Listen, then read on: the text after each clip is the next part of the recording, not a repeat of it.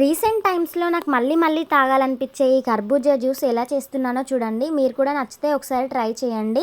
కర్బూజా పీసెస్ని అన్నీ ఇలా మొత్తం తోలంతా తీసేసి చిన్న చిన్న పీసెస్ లాగా కట్ చేసుకోవాలి.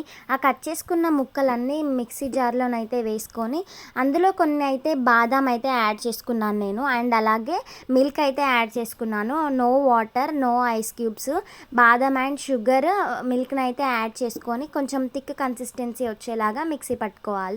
ఇలా ఖాళీ అయిన కర్బూజాలో జ్యూస్ అంతా పోసేసి పైనుంచి హనీ అండ్ డ్రై ఫ్రూట్స్తో సర్వ్ చేసుకుంటేనైతే చాలా టేస్టీగా ఉంటుంది. ఇందులో సబ్జా గింజలు కూడా యాడ్ చేసుకోవచ్చు. యాక్చువల్గా నేను పక్కన పెట్టి మరి ఇందులో యాడ్ చేయడం మర్చిపోయాను. అవి యాడ్ చేసుకుంటే కూడా చాలా బాగుంటుంది. ఈ సమ్మర్లో ఇలా చల్ల చల్లగా ఈ కర్బూజా జ్యూస్ అయితే చాలా బాగుంటుంది, ఖతర్నాక్ ఉంటుంది. ఇలా ఒకసారి ట్రై చేయండి.